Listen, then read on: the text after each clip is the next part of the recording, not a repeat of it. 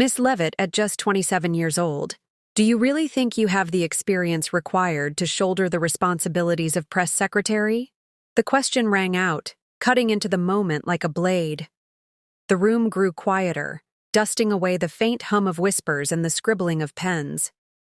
Everyone's eyes darted toward the reporter who had spoken, and then, almost instinctively, to Karoline Leavitt. There she stood, poised as always, but something in her seemed hesitant, just for a moment.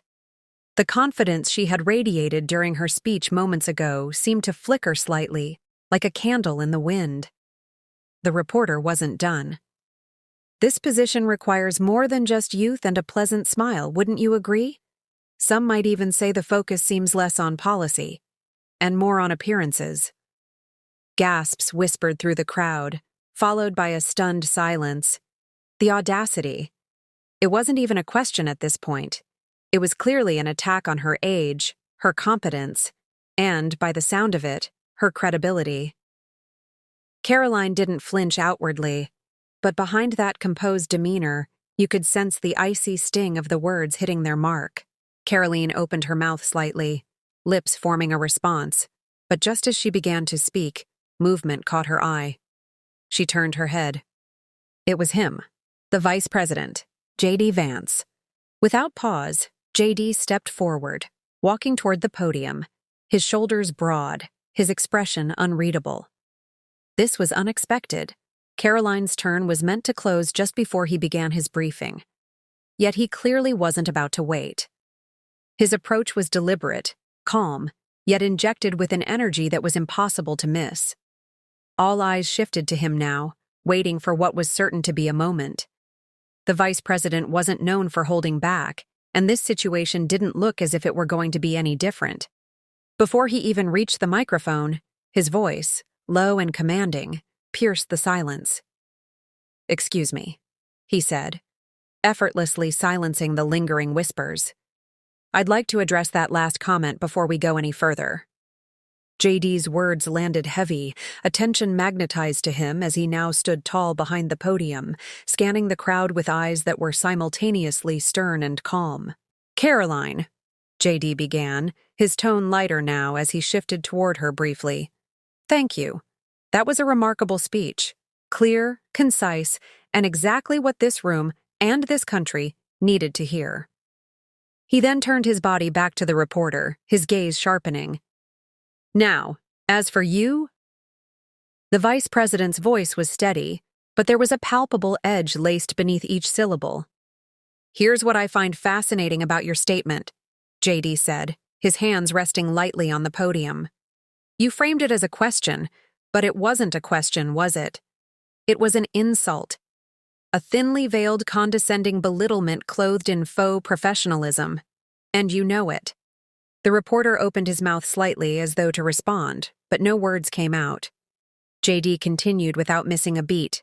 "See, here's where you went wrong," JD said, leaning in slightly. "Your comment didn't just question Karoline's qualifications, it revealed your own biases. And if you'd prefer not to hear those words, I'd suggest you sit quietly and listen, because, judging by your remarks, you might just learn something."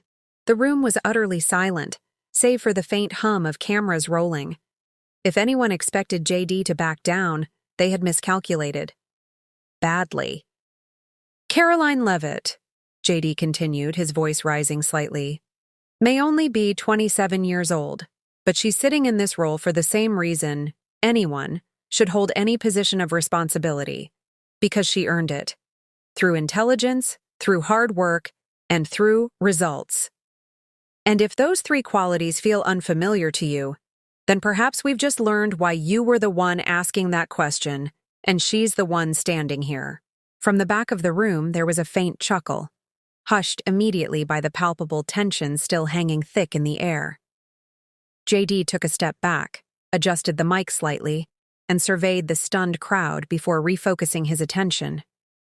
"You chose to focus on her age. Fine. Let's talk about youth. Because I happen to believe that youth is not a weakness, it's a strength. Innovation, boldness, and a drive to challenge entrenched systems often come from leaders who don't see barriers the same way others do, and Karoline exemplifies that to a degree that shames the naysayers, including you. JD pointed toward the reporter now, not with an accusing finger, but with an open hand, a gesture meant to both disarm and call out at once. I wonder, he said, voice thick with irony, if you'd have the nerve to question the leaders of our history so casually. Martin Luther King Jr. began his fight for civil rights in his 20s. Thomas Jefferson was drafting declarations in his 20s.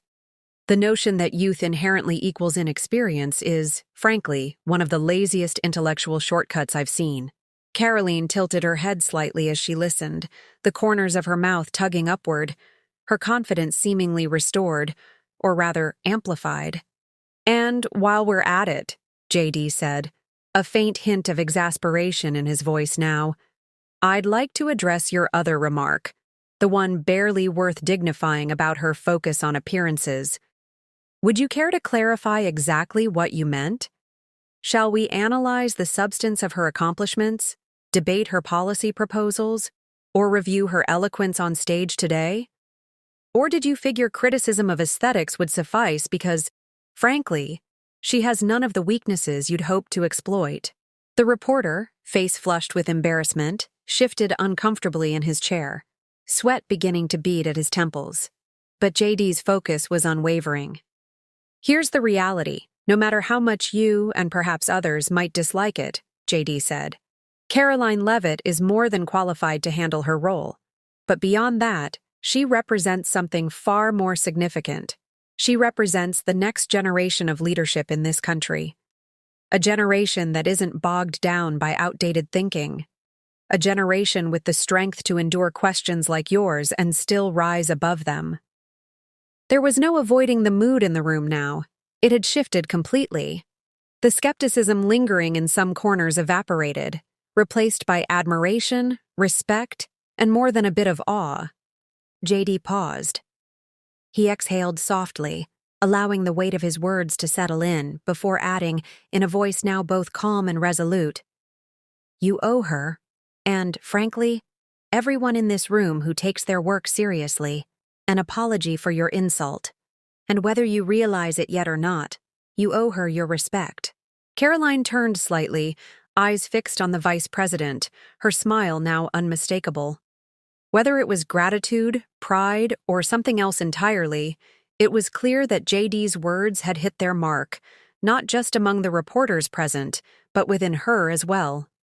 And with that, JD concluded, I'll allow Miss Leavitt to decide if she even feels inclined to dignify your original question with a response.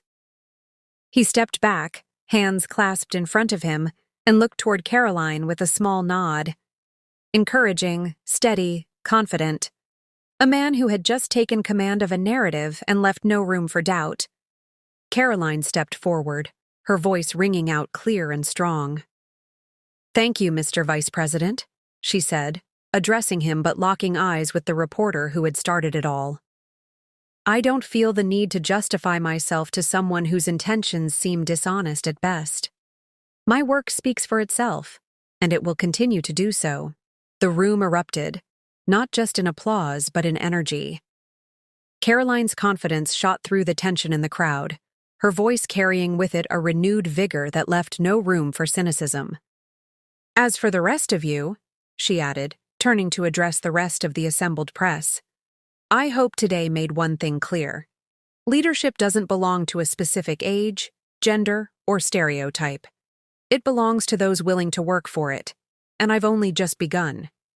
And with those words, she stepped back, standing tall next to JD Vance, embodying more authority, more pride, and more defiance than anyone in that room had anticipated.